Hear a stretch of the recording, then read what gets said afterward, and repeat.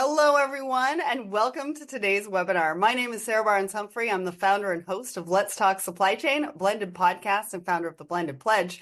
And I'm joining forces once again with my friends at Supply Chain Brain to bring you the third webinar in as many weeks. And we really have started strong in 2025. But today, we're joined by Warehouse Specialists LLC, otherwise known as WSI. They're a leading provider of supply chain solutions with the everyday goal of absolute reliability, and with the near constant level of disruption we see across the industry, that's a goal we all want from our supply chain partners. Now, post-pandemic, many of us talked excitedly about a return to normal, or at least a new normal. But several years down the line, business climates continue to shift across the country and across the world. Supply chains and most of the players inside them seem to exist in a constant state of flux. And I'm not sure 2025 will be the year that changes that, but it is the year to take strategic action in your business.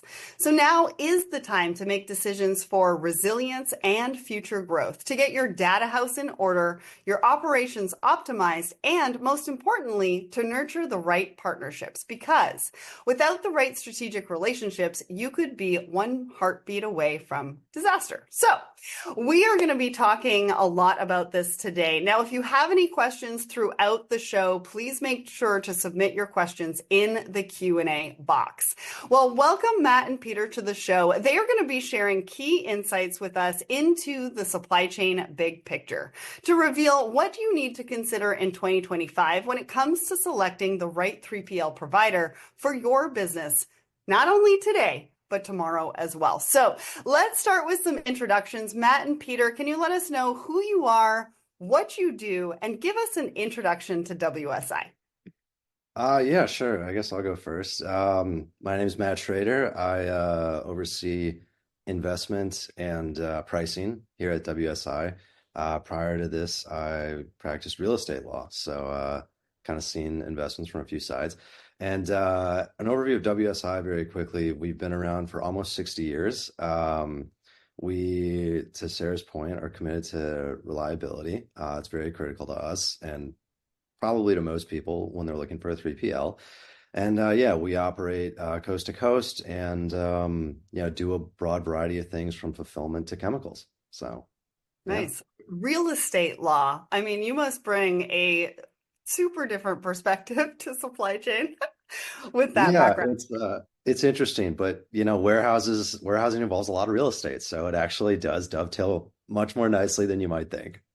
Awesome. Peter, welcome. Thank you. Thank you for having me. I actually, as Matt said, that I am reminded of a very early connection I had with Matt. Matt and I met in law school, and we were sitting in the courtyard when a guy in a suit came up to Matt and said, "You need to be a talking head on television. I'm in the television industry. I'm telling you this for sure." So this is, for me, kind of the culmination of my existence. My life's come full circle. In our defense, we were in Los Angeles, so I think everybody is in the television industry in Los Angeles. But you didn't see it, Matt? I mean, what happened? Yeah, I don't know. Here's my debut. Yeah, no, he'd be very proud of you. Very, very proud of you. I'm proud to be a part of it. I work closely with Matt. I also oversee some of our operations, some of our transportation, and overall growth of WSI. So very happy to be here, Sarah, and obviously very interesting time for the industry and the supply chain more broadly. Awesome. Well, I don't know if a lot of people here know this, but I have a background in 3PL. I kind of grew up in the industry working at a 3PL. So I'm really excited for this discussion and to talk about, 2025 and how things are sort of changing. So Matt, I want to start with you. How do you approach cost savings, and should we pivot our priorities in 2025? Probably because I'm a lawyer, the answer is it depends. Now you're going to be your answer the whole show. You might see a theme. Effectively, the reason it depends is because supply chain is not really one size fits all. It is the type of thing that you need to look at yourself because there are trade-offs. So you can save money and go bottom barrel cheap, whatever. And there are ways to do that. But, when things go bad, when, for example, you have competing customer priorities, right?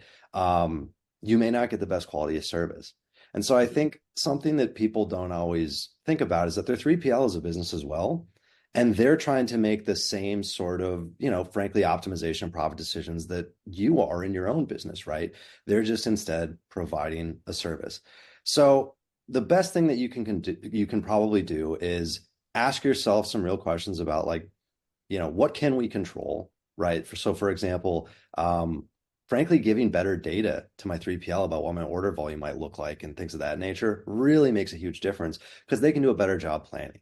And if they know and they trust you're actually going to do that, they'll probably be willing to work with you on price a bit because you're just pretty rock solid in terms of giving them forecasting. You can try and, think about, okay, how resilient do we need to be? Right? Obviously, there's a lot of change happening in the last, I don't know, 2, 3 weeks. And so, 3 hours. 2, 3 hours. yeah, well, right, that as well. Yeah, 2, 3 hours. But so, how resilient do you need to be, right? If there were people, 2 months ago who were very worried about an impending tariff, regulatory change, and were importing a bunch of stuff as much as they could to try and get in before the 11th hour, right? It turns out the 11th hour may literally have been last night at midnight.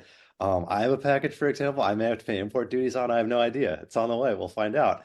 Um, but so some of those questions are, hey, do you really need to have everything available right now? And or can it kind of wait? And that's something that you need to ask about yourself and about your customers. There's this constant sort of shifting back and forth between just in time and just in case inventory strategies. Um, you know, During COVID and post COVID, it was a lot of push towards just in case. Prior to that, it was very in vogue to be just in time. I think now that companies are really trying to hunker down, focus more on profits, things of that nature, the big growth boom for a lot of these companies has gone maybe that COVID had caused. People are, going back more to just in case. So a lot of that is going to depend on, frankly, you and what's most important to you. Is it getting stuff to your customer immediately? Do your customers really care? Are they willing to pay a premium to get something same day, next day? Because that does cause excessive inventory costs and, frankly, shipping costs.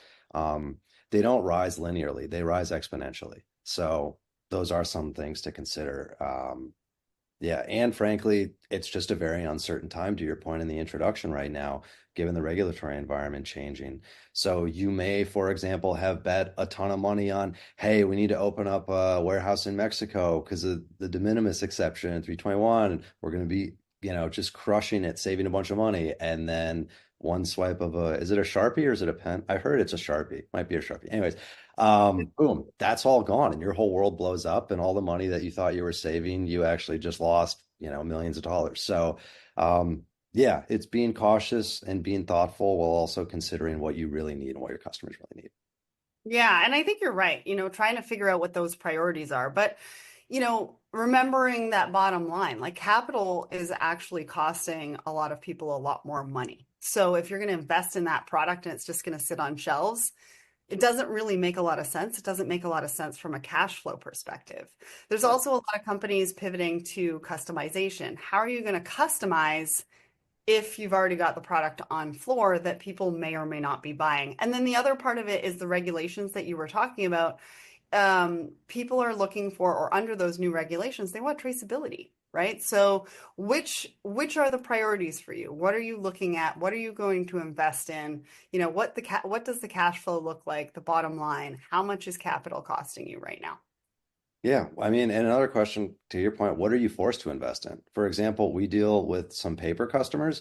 Um, they're going to have to trace, probably based on various regulations evolving in the EU and other things, pulp and where it comes from. And are they planting enough trees to replace that pulp? And that's a regulatory thing that they can't control, but they do have to actually pay the cost of dealing with the track and trace on it. So. Right. That's a really, really good point. All right, Peter, let's bring you into the discussion. So what does customer centric mean? I mean, there's a difference between upselling 3PL services and asking the customer what they need and collaborating toward finding solutions that work for them now and fit their plans for the future. I mean, we just talked about cost savings, but now we're pivoting towards customer centric because I think, now, especially in 2025, we need to be focusing on that as well. and the partnership. Yeah. Yeah, I think, when Matt and I typically talk about this, it's do you skate to where the puck is going, or are you focused on where it was? Hockey, And, you like hockey. oh Hockey yeah, reference. WSI is big on hockey. Matt left that out of the intro. That's top priority for WSI right after. Yeah, actually. We're not kidding. Um, Look, in today's day and age, in this week's and at 12:01 midnight, what we're seeing is that there's a lot of shifting in scope. And so from a 3PL perspective, Matt referenced it, they're your own economics that are going on, right? There are competing economics that people don't always realize. But from a customer perspective, you want as much slack built into the system as possible, right? You want as much flexibility from the 3PL perspective as possible. Oftentimes that comes down to having additional resources. Well, from the 3PL perspective, there's a real cost to doing that. And so it's why I think you see everyone's customer centric in theory, ostensibly, but in practice, not that many are. And that's not necessarily a fault. It's, hey, what are customers actually willing to pay for? What do they actually want? So from a 3PL perspective, it's the question, hey, am I really going after customers that need a little bit more of a helping hand, that are going to have more scope shift, that, under normal circumstances, I'm going to have a surge in volume. I'm going to need the 3PL to work over the weekend. I'm going to have them accept new SKUs that weren't part of the initial scope. When you're looking at today, with a potentially emerging trade war, hey, do I have a 3PL that can accept in a new customer really overnight to deal with the fact that there might be limitations on fulfilling out of a place like Mexico or Canada that as recently as last month was acceptable? So are you willing to do that from a 3PL perspective to help out a customer in need? Does that work with your business model to be sustainable over time? Or is it really something that you like to say on the surface, but it doesn't work with your business model and you can't sustain it? So these questions that's really about fit and sort of goes in line with this entire presentation. Is that what you require from a customer perspective, and does that meet what the 3PL is offering? Well, and I think back to Matt's point earlier, communication and better data, right? It all comes down to the partnership. How are you going to work well together? And I think it starts with defining that word partnership. What does it mean on both sides? What does it mean to the 3PL to be customer centric if that's what, the customer is looking for? Yeah. Anytime I get uncomfortable at like a wedding or something, I'm looking for a story to tell. I always talk about my trip to Europe, and Matt's a big Delta guy. I'm out of SF. So SFO is a hub for United. So I'm doing a lot of United, but went to Europe and betrayed my loyalty to United, went on shall not be named budget airlines because they're just much cheaper. And it was an incredible deal. But there were a couple labor issues at different countries in Europe. First flight canceled one day out of De Gaulle. Second day, flight canceled out of Orly. Third day, flight canceled out of Beauvais. Go into the app to try and adjust the flight, and it said, "We're sorry, we're a budget airline. Oh, You will have to find a resolution elsewhere." they are not customer centric. How many people spoke English at your? So an hour and a half outside of Paris. I don't speak French. No one spoke English. So that was quite an interesting experience. But to be honest, I was pissed and I complained about it to one of my friends there. And he had a good response to me. It was, why are you upset? That's the deal. You got a really low price point, but part of that model is that they're not going to give you incredible customer service if something goes wrong. Yeah, I think they have to cut somewhere. true. So the same thing's true in the 3PL space though, right? Like if you are looking for a 3PL match, make sure that you're going to the 3PL that fits what you need. If your processes are really dialed in, you might be able to go with a really, really cheap solution that's super streamlined. If you think that you're going to need good exception management, probably going with the low cost solution is going to not pay dividends over the long run. Well, I think loyalty is a big part of that example that you used as well, right? Airlines, do loyalty programs for a reason, and you broke that loyalty and went with a more cost-effective airline. And so that kind of works both ways and really helps to establish trust. So let's get into the next question I have for you, Peter. How do you as the customer align with the 3PL? I think this goes hand in hand with what I just said. Yeah, I think it's understanding what your requirements are, right? If as we were just mentioning, if you're a mature organization that has all of your SKUs are labeled, you don't have a constantly changing SKU mix, you know kind of what the future looks like within reason for you. There's a pretty good set of 3PLs out there that are super streamlined, digitally native, that can help you grow quickly. Might not be the best if things are constantly going off the rails for your business. If you need more of a helping hand, then I would look for 3PLs that have more slack built into their system. Meaning, again, they have more people on staff, they have more overhead. That's not free. Right. So from your perspective as the customer, make sure that you're getting what you want, that you're paying for stuff that you actually need. If you're dialed in, don't pay a premium to get extra service. In our experience, a lot of customers, especially on the younger end, probably a better fit for a 3PL that can, add a little bit of extra support along the way. But Yeah. again, that's a question that you need to start looking at from yourself as a brand.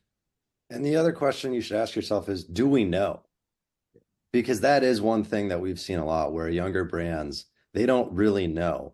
Like, oh, wow, we may have found a product market fit in some minor segment where it's retail.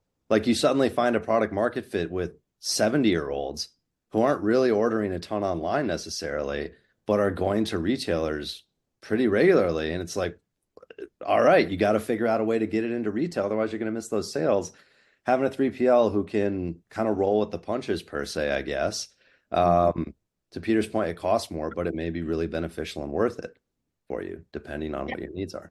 I think Well, I think a good thing to look at is, are you paying for the service that you're expecting? So if you want really good customer service and there's no line item ever on your rates about, hey, here's where I pay for customer service, if it's not baked into the rates A, B, or C, if it's not explicitly on there, chances are you're not going to get it. Right. Because again, put yourself in the 3PL shoes. We love the 3PL business, but it's not super high margin. It's very competitive. And if you're not charging for it, you're probably not going to get it if you're the customer. And so really it's, do you really want that high-end customer service? Do you need it? And if you're paying for it and you don't need it, that's another way. So it's really asking those questions. What do I need? What do I pay for? And just being honest with yourself. Yeah, And it's similar to the airline than you might think. Like the airline can't cut on like planes. Like they can't cut on maintenance. People die. That's obviously like not going to work. So they cut where they can. And in a 3PL, like it's tough to cut on like shipping stuff out the door because that's actually what you do at the end of the day. But customer service is a place where they'll tend to cut. Yeah. Well, and 3PL is investment intensive, right? Like you're having to commit to long-term contracts necessarily with some of those buildings, right? We were talking about real estate and commercial real estate. And so, you've got to keep that in mind as well, because you guys need to keep it full to make sure that you are on top of that investment. But also to your point earlier, Matt, you need to partner with a 3PL who will roll with your growth as well. They won't just roll with the punches. They have to roll with your growth. That kind of takes me into the next question for you, Matt. When is it acceptable to put growth on pause? Yeah, it's again, it's really going to depend on you. I was thinking about this last night. Everyone chases growth, and then you have this circumstance where basically the free or the cheap money is drying up. And so now people are really having to hunker down. They're having to demonstrate, hey, we've spent the last 3-4 years chasing growth. here's the cash we're going to generate from that growth, right? Because at the end of the day, outside of maybe a couple of assets, if something never actually generates any cash, probably not that great of an investment. Um, there are some companies that might be pushing that theory to the limit, but regardless. Um, so I was thinking through this the other day, and you're sitting there and you've got, if you think about a traditional sort of like e-commerce business, right? Their COGS are probably something like 45% of revenue, and they probably have about a 90-day cash conversion cycle, which means they probably have about 10 to 12% of revenue tied up in inventory, right? It's a huge cost. Well, if you think about, hey, I want to grow 50% next year, right? Or 30% next year. You might actually not be generating enough cash to fund that growth from your cash flow from operations.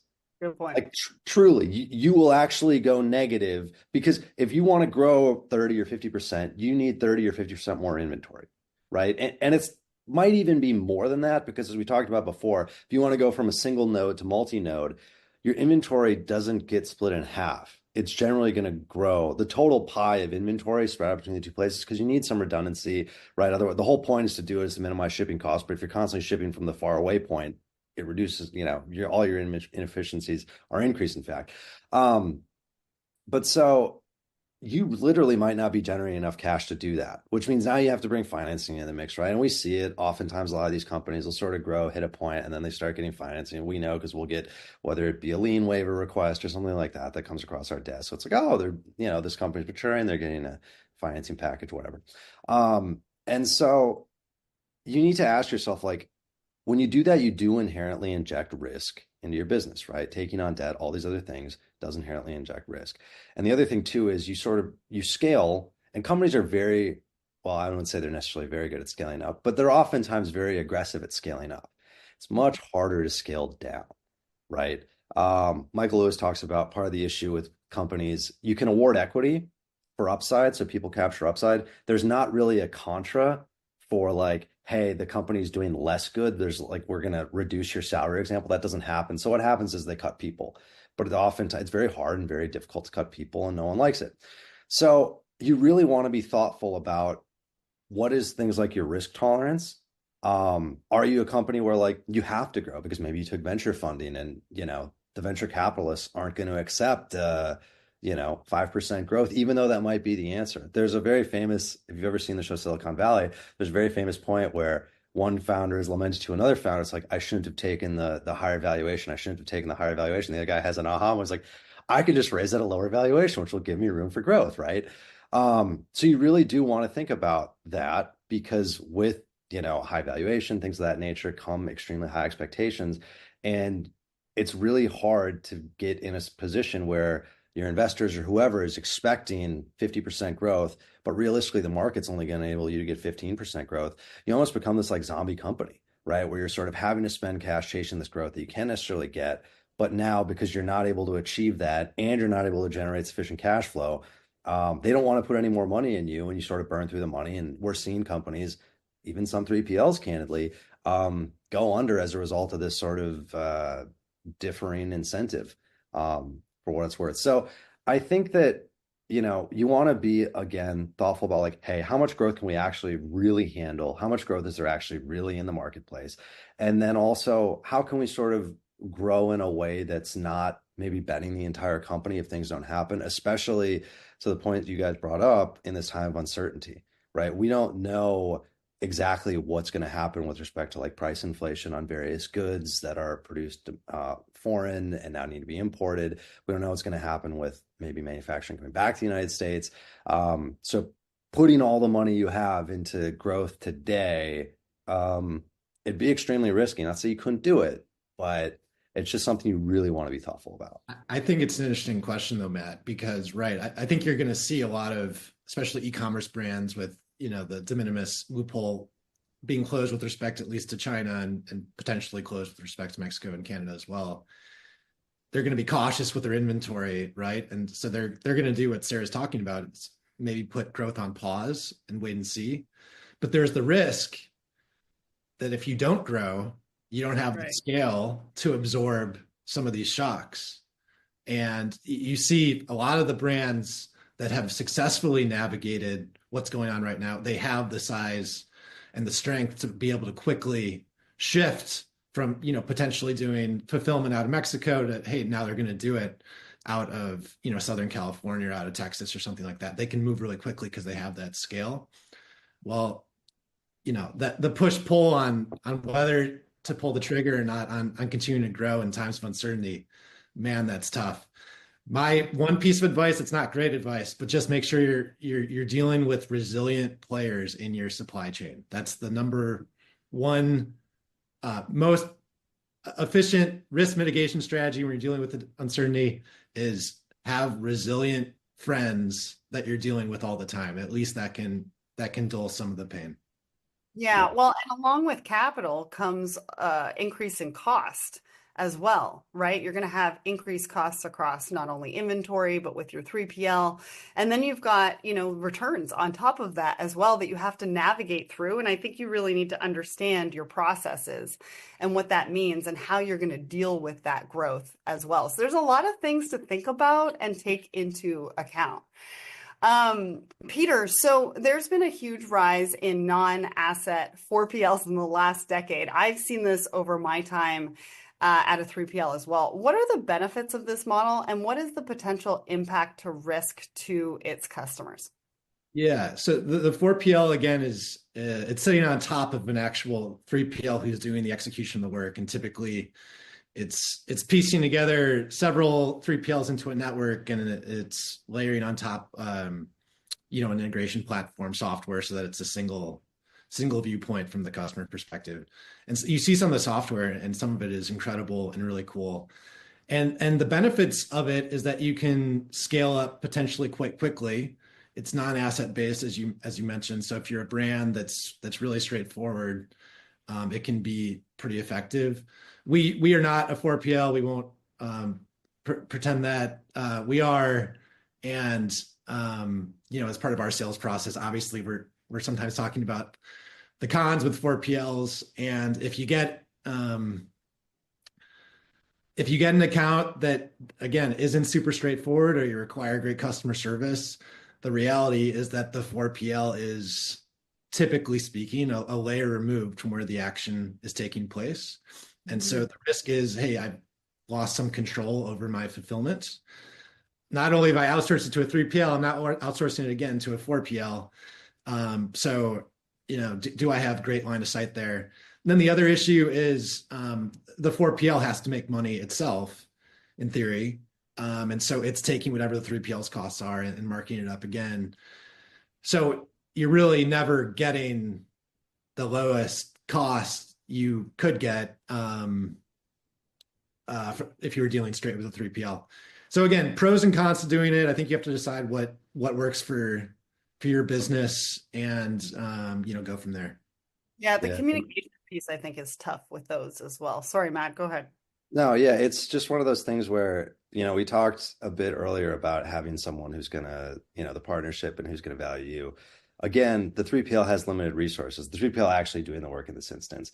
If they've got a super important customer that's like actually directly their customer, and then the 4PL that they're doing work on behalf of has a super important customer, but they can only deal with one. Like, I'm just going to tell you, they're going to deal with their customer because they actually control that customer, right? Dealing with the 4PL and making the 4PL look really great doesn't necessarily mean anything, because the 4PL could decide they have two people who potentially could take the business away, the 4PL and the actual end customer. So at the end of the day, those are some of the considerations you probably want to think about. Yeah, I think I read a story, I think it was Zappos, where this great customer service story where a guy literally gets on a plane. One of the customer service reps gets on a plane to deliver a package that otherwise wasn't going to get there on time. And it's like this hero story. That's what you want from your 3PL. 3PLs will sometimes pretend it's not true, that nothing ever goes wrong. It's operations. Something always goes wrong across, tens of thousands, millions of transactions. What you want is, someone to give a crap, really, really give a crap. And when everything is going wrong, still find a way to make it work. And again, when you add the extra layer in, you can still do it. And there are successful 4PLs out there, but it just becomes more challenging. So, Peter, what you're saying is that anybody in the audience today or watching this in the future can give you a call and you will jump on a plane and help deliver their product. Matt will fly that plane in it with a pizza and their product. You heard it here today, folks. Might Okay. be cool. That's the level of service that they will go to. I want to remind everybody we are going to get to Q&A in just a little bit. So make sure to put your questions in the Q&A box so that we can get to those as well. So Peter, irrespective of price, how should a 3PL stability play into a brand's decision to go with that 3PL? And this is a great question because there's all sorts of investment that 3PLs have to do to make sure that they are stable for their customers. I've had all sorts of questions around financials and things like that when we were a 3PL as well. So talk to us about this. Yeah, and look, you've seen a shift over the past couple of years, and it hasn't just been the 3PL space as the cost of capital has gone up, and there's been this emphasis on profitability, which was seemingly forgotten for a while. It turns out it matters. Matt mentioned that earlier. And from a 3PL perspective, it's not easy necessarily to be profitable. And so one of the things that we tout for WSI is, yeah, we're fiscally responsible. We don't have external financing. We don't take in, a ton of leverage. We make sure that we are generating cash flow on a yearly basis. Because if you're looking for a supply chain partner, you really, from my perspective, and I think from most people's perspective, you don't want to find yourself in a situation where you're, 18 months in and then your fulfillment partner goes under and you don't have access to your inventory and, your lifeblood is shipping orders and you can't get the orders out. So what we recommend, and of course we love to partner with anyone who would come to WSI, but regardless of WSI, make sure that they are cash flow positive and that they have a plan in the future that doesn't entail taking on irresponsible amounts of debt, and that there's a plan to be around for 5, 10 plus more years. Our CEO, I think he's sort of Bill Gates-esque in terms of wanting to carry large amounts of cash, probably too much cash on hand, he would say at times. But the plus side is you're never going to go broke with cash. And I think that more companies could follow that mantra and probably do right by their customers that way. Yeah. Well, Another thing I would consider is, does the company need to exit? Because you do actually see that quite frequently where it's like, oh, we've got this great relationship, and then it's PE backed or it needs to go public or whatever because it's VC backed or something, and then poof, all the relationships, a lot of the people, just a lot of stuff starts to change when there's that change in ownership or whatever. And so again, it can lead to very good things. It could be a very good outcome, but we've definitely seen people who are like, yeah, not really interested in going through, the last 3PL we're at got sold and then everything went to crap. So now we need to find a new one. I'm not interested in going through that again. So that is another thing to consider, to Peter's point. well, and ask the questions, right? When you go into looking at a relationship with a 3PL, you can ask the questions, the what if questions, so that you can start establishing that trust and talking about some of the things that not many people talk about or that make people uncomfortable. I mean, that's where you're really going to get to know somebody. So Matt, what should brands look for in a 3PL relationships? What are the operational signs and KPIs that show an increased risk of fulfillment inefficiencies and warehouse space imbalances? I kind of go back to some of the questions you're going to be asking, right? Yeah.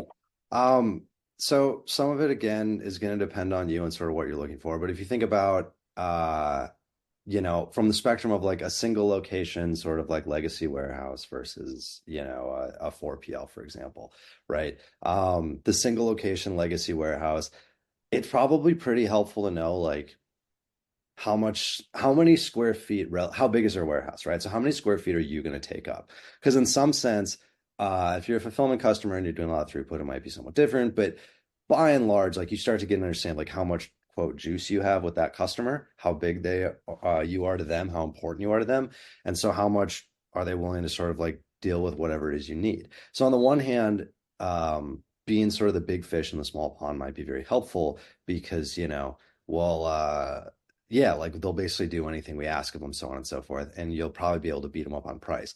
What a lot of brands or companies don't necessarily think about is if you beat them up too much on price, literally the whole business can go under because you are carrying basically their fixed costs. And so you are the difference between whether or not they do and don't make money. And we have seen circumstances where like, because I'm also run corp dev, so I see companies all the time. Um, we've seen circumstances where like big customer comes, sort of beats them up on price, and now effectively the company like doesn't really work, and they might be able to sustain it. Maybe they can sustain it until the lease expires, and they need to renew the lease, and then all of a sudden it doesn't work anymore, right? Um, but we've absolutely seen that. So you do want to figure out like, hey, am I comfortable being sort of the biggest customer by far? And some of the other questions are, if it's a single location, are they gonna, it's really hard to go from one to two locations, to be totally candid. You're basically betting the company to do so, right? So if it's a single location, are they willing to sort of bet the company in order to grow with you and scale with you if you need that, right? If you are uncertain in terms of what you're going to need going forward, do they have the bandwidth, the slack, the people, the scale, frankly, to figure out what it is you're going to need and roll with the growth as you brought up earlier, right? That's going to be really hard. Do they have, if KPIs are really important to you, as they are to probably most people, how are they showing that? Can you see that in real time? Do they have a dashboard? Are they delivering this to you regularly? Are they having regular cadence meetings with you to go over some of this stuff? It sort of just demonstrates, yeah, we do this all the time. We know what we're doing, and we'll do it for you as well. And is that sort of something you're looking for? The 4PLs, a lot of them have these really slick dashboards that are really, really great. But to Peter's point, if maybe the dashboard's down or you see something that's like a red flag or a concern, can you call someone? Can you get someone on the phone? If you get someone on the phone, is it someone that actually has any like tangent to the actual warehouse? Or is it someone who doesn't even work for the same company as the company doing the fulfillment you're doing or, dealing with your product?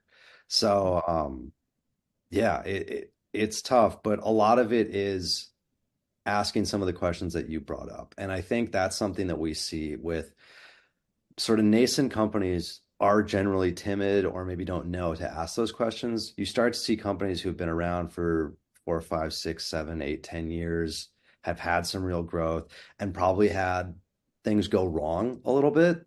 They learn from those bad experiences and you come in and the questions they get are much different. And a lot of them tend to be, I would say, much less risk tolerant, candidly. So, frankly, that's for us why reliability is such a core focus and a core tenet. It's because we have been around a long time and they've found that at the end of the day, for companies that have been around a long time, reliability does start to really matter. So that's, I guess, what we're marketing to.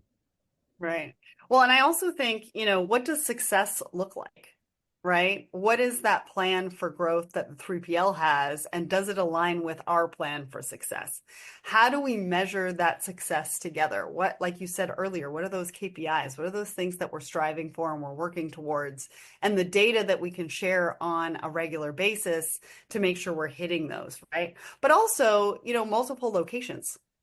Do you want to deal with different 3PLs if you want different locations? Do you want to work with somebody who has multiple locations that fit into your geographic area? So a lot of questions and to sort of think about when you're looking at a 3PL. Peter, did you want to add there? Yeah, just to give some love to the smaller 3PLs, the benefit you do get with a single node or a dual node 3PL that you probably don't get as you get bigger is oftentimes you have someone who's really, really significant at the 3PL who's monitoring your specific account. So again, your single node, oftentimes you have the owner. If you're an important account for that 3PL, the owner will literally go out on the floor and check on what's going on with their order if there's an exception or something like that.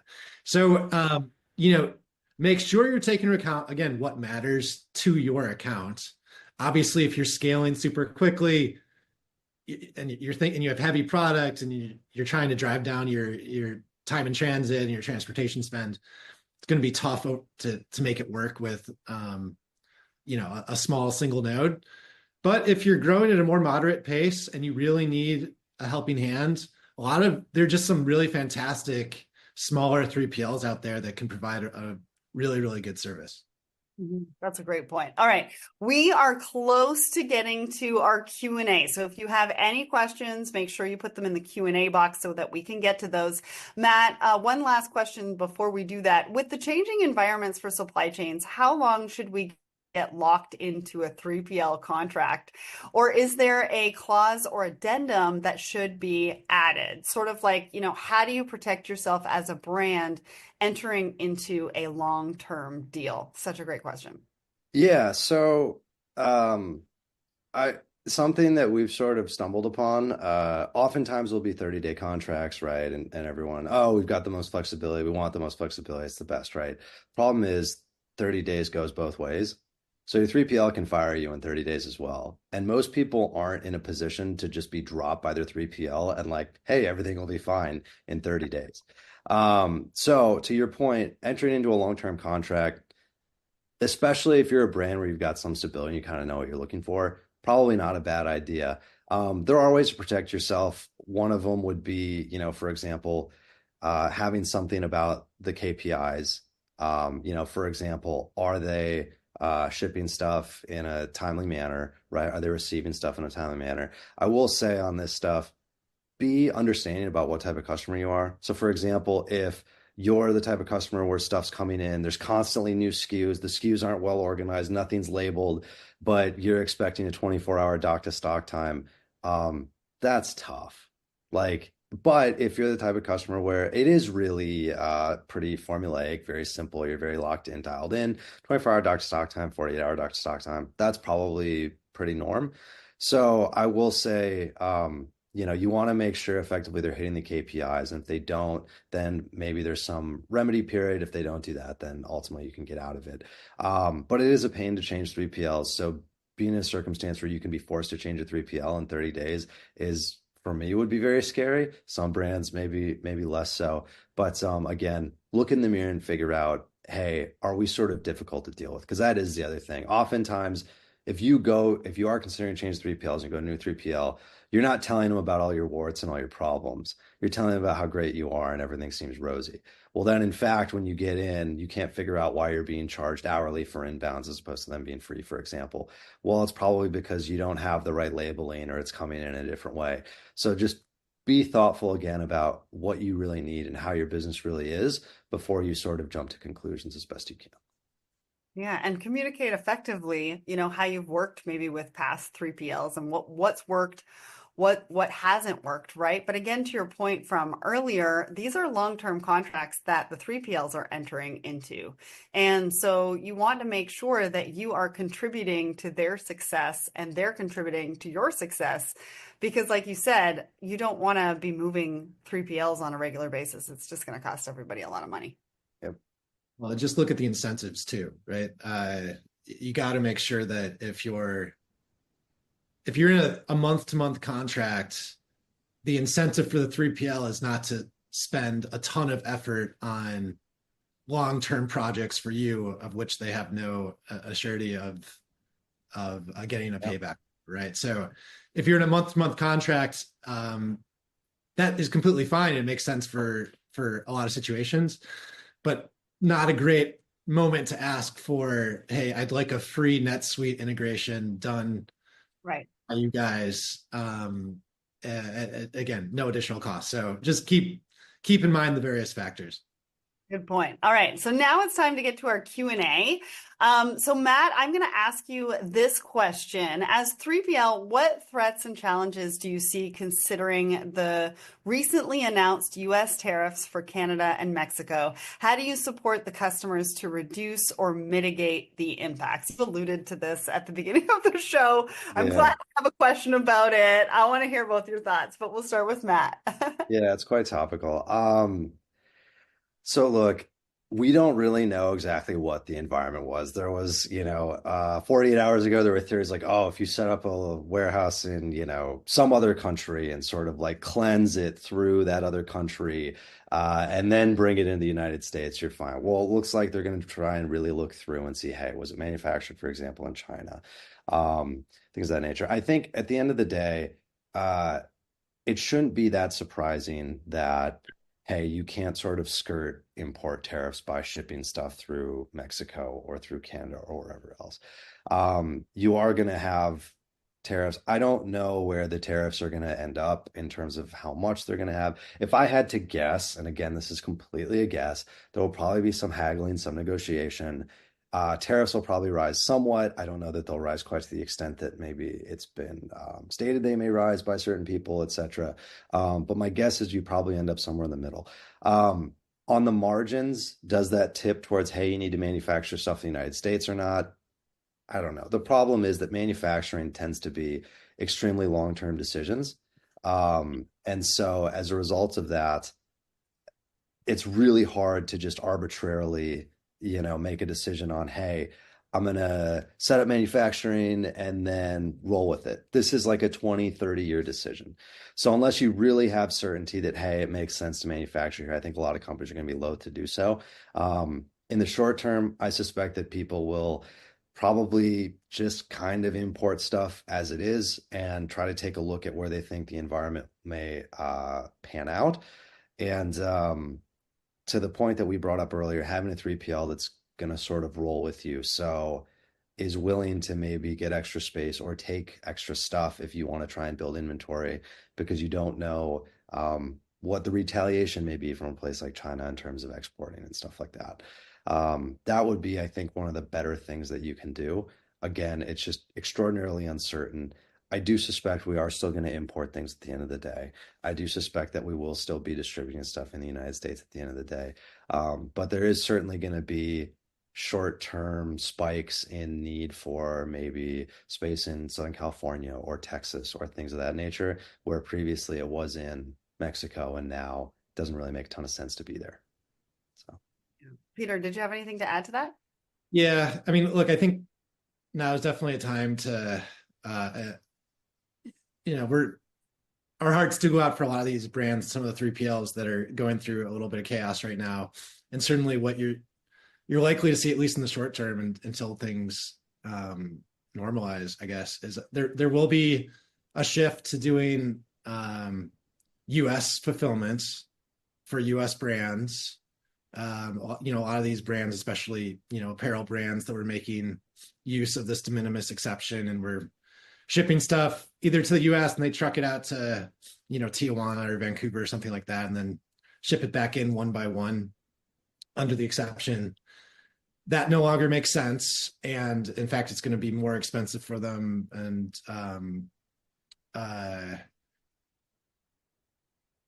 you're going to see margin compression, because of you're no longer going to be able to skirt tariffs, but you're also going to have to pay typically a higher cost if you're fulfilling out of the US versus fulfilling out of Mexico or something like that. And I think, as Matt said, you want partners who are going to be able to show some flexibility and frankly some willingness to go to bat on the price side right now. Now, again, WSI doesn't try and be the low cost provider, but I think that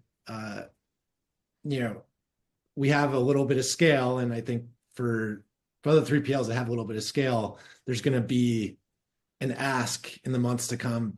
Hey, could you help us reduce our shipping rates a little bit? Hey, could you help us bring on, as Matt said, some more of the products?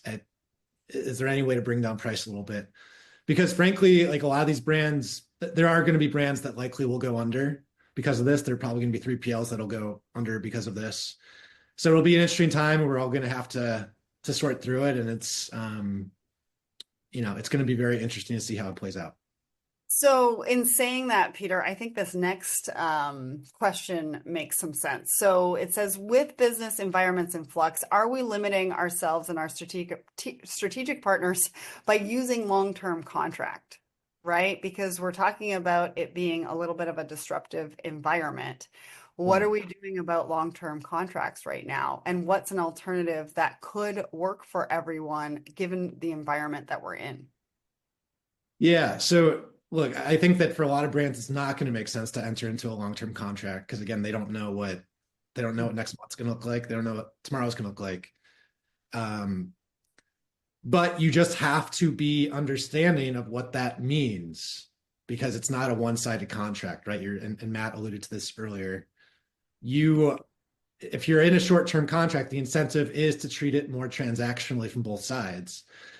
And if you're asking for all sorts of exception management and to deal with X, Y, and Z thing that are out of scope, a shorter term contract makes that more challenging again, right? Because from the 3PL perspective, you're not as likely to ever see a return from that. There's not as long of a tail that's insured.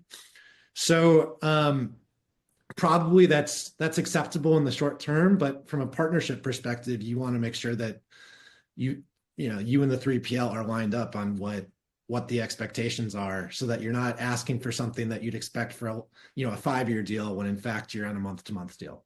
Yeah. One other sort of thought, and again, maybe this is because we are lawyers, but you can sort of contract around some of the risks. So if, for example, the only reason you're going with this 3PL is because of the diminished exception or Section 321 or whatever, and if that's not true, if that regulatory framework changes, which obviously it has, then it doesn't make sense to be in the contract anymore. You can make that an event that effectively terminates contract, and then you can sort of mitigate that risk, for lack of a better word, right? So those are some ways to try and contract around that. I would say if there's some big assumption that is super, super critical to you that you don't have any control over and is like, government controlled, for example, honestly, maybe put it in the contract, because there's a strong chance that it doesn't make sense for the 3PL either. If the diminished exception goes away, but now the 3PL is sort of obligated per this long-term contract to operate for you in Mexico. It's like, it doesn't make any sense. Like literally at this point, no one wants to be there. And so, in theory, you could say, oh, well, if that happens, then neither of us want to be there and we'll just tear it up. The problem is, if you haven't, it's really easy to think about that scenario before it happens. Once it's actually happened, now you can get in this weird circumstance where it's like, oh, well, people are trying to get leverage, and yeah, it can become a real mess. But also go and consult a lawyer with all of your contracts. I think that's Yeah, what no, actually, that's probably not a bad idea. Have someone who understands contract law look at it. All right, so we are almost out of time and we have one more question. So Matt, I want to ask you, how do you ensure your 3PL partnership is not just a cost-saving measure, but a strategic advantage that aligns with your long-term business goals? That's a big one. Over to you, Sure. Matt. Yeah, not shocking given the previous statements, but it depends. It's going to ultimately come down to you looking in the mirror and asking yourself, hey, what's most important to us? Is it having unlimited growth potential? Is it having great customer service, as Peter talked about? Am I willing to pay for that customer service, right? And ultimately, a lot of this comes down to not just what you need, but what do your customers expect and what do your customers need? If they're expecting next day delivery, that's extremely expensive. Are they willing to pay for it, right? So these are some of the things that you need to ask yourself. And I think that should inform a lot about, what makes the best partnership for you. Awesome. Well, that's all the time we have for today. Thank you so much to all of you that joined us. As someone whose background is in 3PLs, it is just so important to really value them, to lean on them, because they're an extension of who you are. And that strategic collaboration is really the only way you're going to see strong long-term growth for your business. I've really enjoyed hearing both of your perspectives on that today. So if you want to learn more about WSI and how they could be the perfect partner for you, head over to wsinc.com today and make sure to catch those QR codes on the screen for more great assets from WSI. You will be getting a copy of this, so you can grab those QR codes a little bit later as well. Thank you so much to Matt and Peter for joining me today, and remember to look out for more events from Supply Chain Brain coming soon. Bye, everyone.